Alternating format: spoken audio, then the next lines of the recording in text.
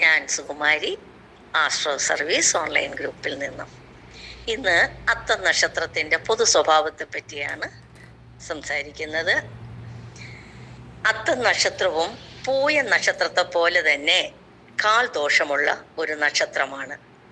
ഇതിൻ്റെ 1 മുതൽ 4 വരെ കാലുകളിൽ കുട്ടികൾ ജനിച്ചാൽ പിതാവ്, മാതുലൻ, താൻ തന്നെ, മാതാവ് എന്നിവർക്ക് യഥാക്രമം ആപത്തുണ്ടാകുമെന്ന് ആണ് ആചാര്യന്മാരുടെ അഭിപ്രായം.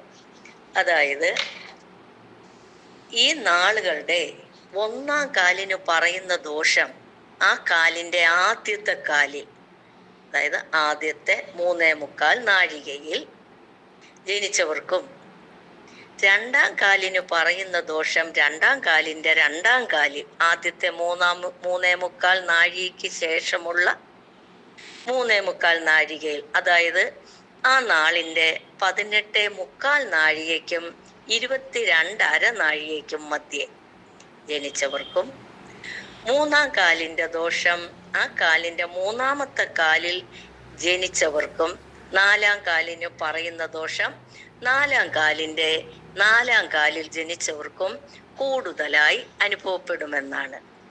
അല്ലാതെ ഈ നക്ഷത്രത്തിൽ ജനിച്ചു എന്ന് കരുതി ആ നക്ഷത്രപാദം 15 നാഴിക വീതം ഉള്ള ഏത് സമയത്ത് ജനിച്ചാലും ഈ ദോഷം അനുഭവപ്പെടും എന്നല്ല.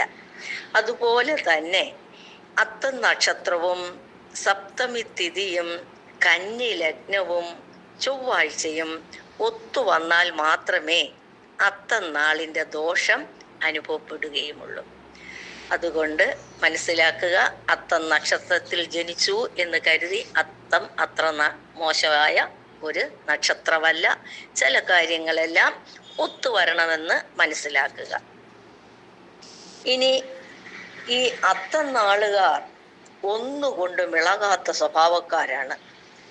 എന്ത് ബുദ്ധിമുട്ടുണ്ടായാലും സന്തോഷപൂർവം അത് സഹിക്കുവാനുള്ള സന്നദ്ധത അവർ പ്രകടിപ്പിക്കാറുണ്ട്.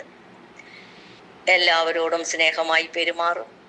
അവരുമായി അടുത്തിട്ടുള്ളവർക്ക് അകലാൻ മടി കാണിക്കും.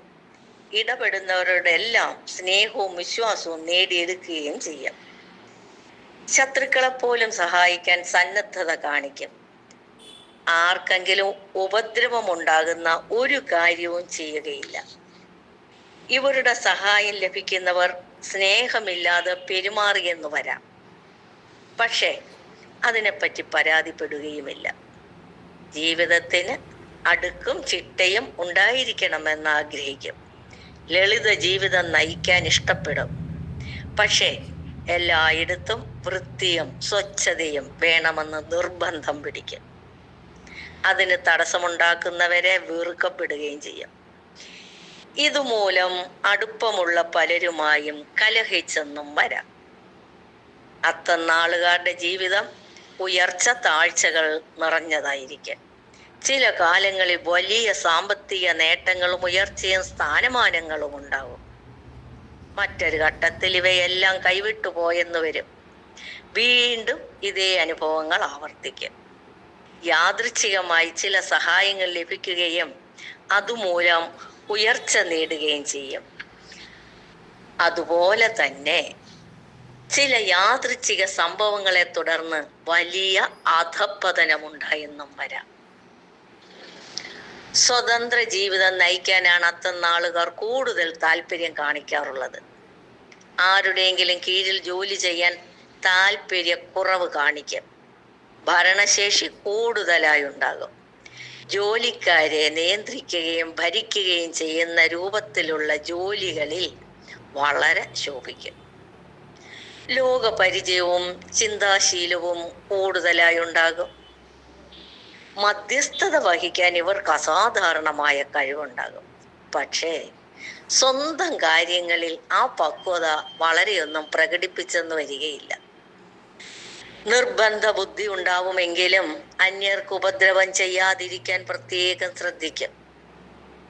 ദാമ്പത്യ ജീവിതം പൊതുവെ സന്തോഷകരമായിരിക്കും. ഇടയ്ക്കിടെ ജീവിത പങ്കാളിയുമായി ചില അഭിപ്രായ ഭിന്നതകൾ ഉണ്ടാകാനും ഇടയുണ്ട്. പക്ഷേ അത് നീണ്ടു നിന്നെന്ന് വരികയില്ല. പരസ്പര സ്നേഹവും പരസ്പര വിശ്വാസവും കണ്ട് ഇത്തരം കുഴപ്പങ്ങൾ പരിഹരിക്കാൻ ഈ നാളുകാർക്ക് കഴിയും. സന്താനങ്ങൾ, ബന്ധുക്കൾ തുടങ്ങിയവരോട് സഹകരണ മനോഭാവത്തിൽ കഴിയും. ആരോഗ്യം പൊതുവെ മെച്ചമായിരിക്കും. പുഷ്ടിയുള്ള ശരീരവും സൗന്ദര്യവും ഉണ്ടാകും. അത്തം നാളിൽ ജനിച്ച സ്ത്രീകൾ പൊതുവെ സുന്ദരികളും ആകർഷണീയമായ ശരീര വടിവും പെരുമാറ്റ രീതിയുമുള്ളവരായും ആയിരിക്കും. ബാല്യകാലം അത്ര മെച്ചമായിരിക്കുകയില്ല. വിദ്യാഭ്യാസകാലം ഗുണദോഷ മിശ്രമായിരിക്കും. 30 വയസ്സുവരെ കാര്യമായ നേട്ടങ്ങൾ കൈവരിക്കാനായെന്ന് വരില്ല.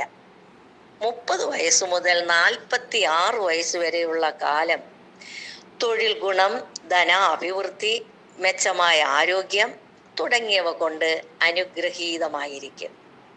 46 വയസ്സിനും 65 വയസ്സിനും ഇടയ്ക്കുള്ള കാലത്ത് ആരോഗ്യ സംബന്ധമായ തകരാറുകളൊക്കെ ഉണ്ടാകാം.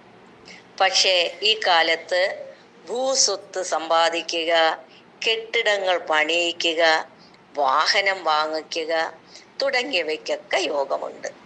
65 വയസ്സിന് ശേഷമുള്ള കാലത്ത് പൊതുകാര്യങ്ങളിൽ ഏർപ്പെട്ട് അംഗീകാരവും പദവിയും നേടിയെടുക്കുന്നവരാണ് ഈ അത്തം നക്ഷത്രക്കാർ.